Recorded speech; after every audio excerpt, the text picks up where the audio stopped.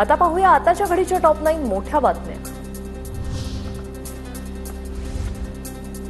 कुणाल कामराचा मद्रास उच्च न्यायालयाचा त्याला मोठा दिलासा। कुणाल कामराचा अटकपूर्व जामीन मंजूर। कामराला 7 एप्रिलपर्यंत अटकेपासून संरक्षण। शिंदेच्या शिवसेनेच्या कार्यकर्त्यांपासून धोका असल्याचा कामराचा कोर्टात दावा।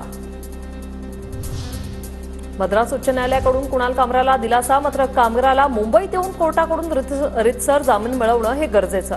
कामरा 31 मार्चला मुंबई पोलिसांसमोर चौकशीसाठी हजर राहणार। कुणाल कामराबाबत आता 3rd डिग्रीचा वापर करावा लागेल। वरिष्ठांच्या सूचनेमुळे आम्ही संयम बाळगून। शंभूराज देसाईंची कामरावर प्रतिक्रिया। 3rd डिग्री असती पोलिसांची, त्या 3rd डिग्रीचा वापर त्या कुणाल कामरा बाबतीत करावा लागेल। आणि मग पोलिसांची टायरातली जी भूमिका असती तुम्हाला सगळ्यांना माहिती आहे, त्या टायरातला प्रसाद त्याला एकदा द्या हे आता सांगावं लागेल पोलिसांना। मंत्री 3rd डिग्री देण्याच्या गोष्टी करतात म्हणजे महाराष्ट्रात तालिबानी राज्य।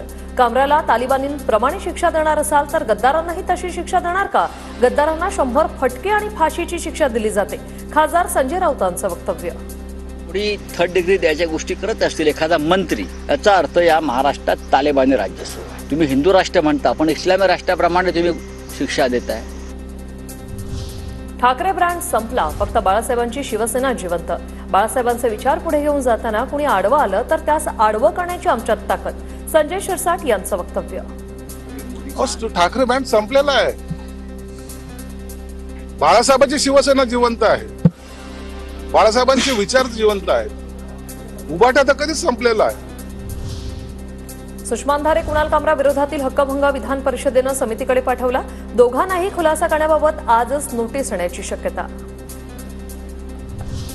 सुग्रीव कराडच्या सांगण्यावरून संतोष देशमुखांनी घुलेला मारहाण केली। आरोपी जयराम साठे आणि महेश केदारच्या जबाबात उल्लेख।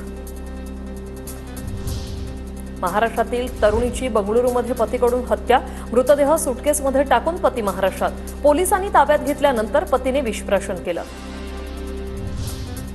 ससूनमधील उपचारानंतर राकेश खेडेकरचा ताबा बंगळुरू पोलिसांकडे। पुढील कायदेशीर कारवाई करण्यासाठी बंगळुरू पोलिसांनी घेतलं ताब्यात। हत्येनंतर पत्नीचा मृतदेह सुटकेसमध्ये टाकल्याची घटना।